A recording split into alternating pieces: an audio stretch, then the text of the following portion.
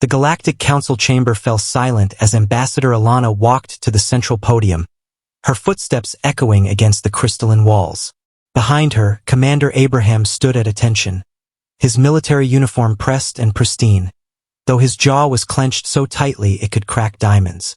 The Zenththeran representative, a towering insectoid creature named Vexther, chittered with amusement from his elevated seat. The humans wish to address the council. How quaint. We merely conducted a standard raid on an undefended colony. Resources were acquired. This is the way of the galaxy. Alana's green eyes swept across the assembly of alien dignitaries. Her voice, when she spoke, was unnaturally calm. You attacked a human settlement. You took 847 colonists as slaves. Among them were 312 children. Children. Vexther's mandibles clicked dismissively. Undeveloped specimens. They will serve as workers when they mature. The council has no law against. You hurt them, Alana interrupted, her voice dropping to barely above a whisper. The translation devices struggled to convey the lethal edge beneath her words. You made them cry. You made them bleed. You separated them from their families. Abraham stepped forward, placing a small holographic projector on the podium. Images flickered to life. Security footage from the colony before it went dark. Children running, screaming, parents desperately trying to shield their young. Zenththeran warriors laughing as they fired stun weapons at 6-year-olds. The council members shifted uncomfortably. Even in a galaxy accustomed to brutality, there was something visceral about the footage. The council should note, Alana continued, that humanity has been remarkably restrained since joining the galactic community. We followed your laws, respected your territories, and kept our more aggressive tendencies in check. The Calarian counselor, a being of pure energy, pulsed with concern. Ambassador, surely this matter can be resolved through proper diplomatic channels. Reparations can be. There are no reparations for what you've done, Abraham growled. You don't understand what you've triggered. Vexther laughed, a rasping sound like metal scraping stone. Triggered? The Zenththeran Empire has conquered 47 star systems. We have fleets that blacken the skies. What could one small species possibly do to us? We tried to warn you, Alana said softly. Did you never wonder why humanity's integration into the council was so carefully negotiated? Why we were given such generous borders? Why veteran species gave us wide berth? She turned to face Vexther directly. It's because they learned from Earth's history. They studied our wars. They understood what we're capable of when properly motivated. Abraham activated another series of holograms. Historical records from Earth flashed before the council. The world wars, the nuclear age, conflicts fought with such ferocity that they scorched continents. But then came images of human parents throughout history, and of what armies did to those who threatened their children. Every species has instincts, Alana explained, her voice taking on a professorial tone. The Caltherians have their preservation of knowledge. The Morphidians have their hive loyalty. But humans, she paused.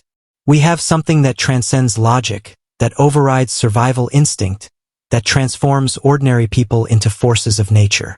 We protect our young, Abraham finished. At any cost, without hesitation, without mercy. Vexther's antennae twitched. You threaten the Zenththeran Empire? We have, Alana corrected. Past tense.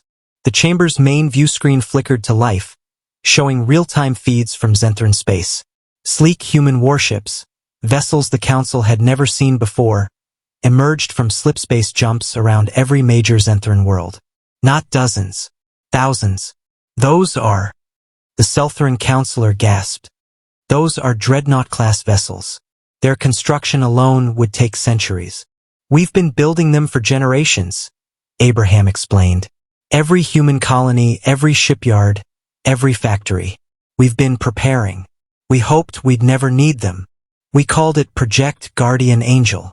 Alana's expression remained neutral, but her eyes burned with cold fire.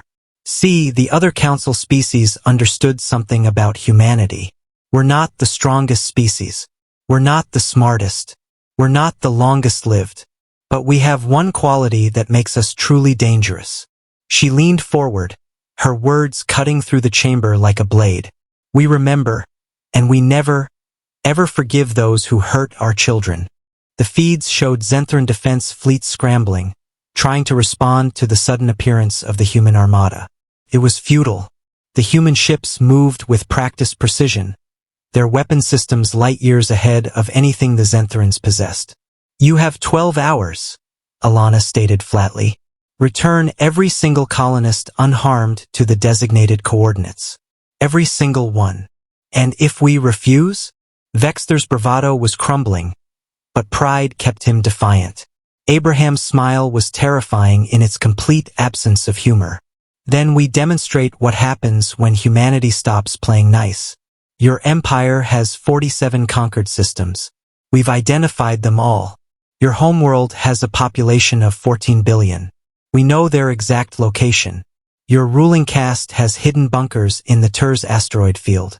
We've already mined them. This is madness, Vexther shrieked. The council will never allow. The council, Alana said, addressing the other members, will do nothing because every species here knows what their own history books say about species that harmed human children. The Dravixians tried it 60 years before we joined the council. Does anyone here remember the Dravixians? Silence. Heavy, weighted silence. Exactly. Alana nodded. Because there are no Dravixians anymore. When the other species found what they'd done to human refugee children, they didn't stop us. They let us finish it. They understood. She turned back to Vexther. You wanted to know how one small species could threaten a galactic empire? The answer is simple. You made us choose between being civilized and being parents. And parents will always choose their children. The timer on the holographic display began counting down. 11 hours, 59 minutes. Vexther looked at the surrounding council members, desperately seeking support. He found none. The ancient species, the powerful ones who had guided the galaxy for millennia, simply looked away. They had studied humanity. They knew how this ended. 10 hours, Abraham said quietly. I'd start making those transport arrangements. As Alana and Abraham walked out of the council chamber, the ambassador allowed herself a single moment of emotion. Her hand trembled slightly before she clenched it into a fist. The children? She asked without looking at Abraham. En route to medical facilities. They'll be home within the day. Alana nodded once, sharply. Behind them, they could hear Vexther frantically issuing orders to his fleet. Humanity had tried to evolve past its violent nature. They had tried to be better, to join the galactic community as peaceful partners. But in attacking human children, the Zentherans had learned the oldest lesson in Earth's history.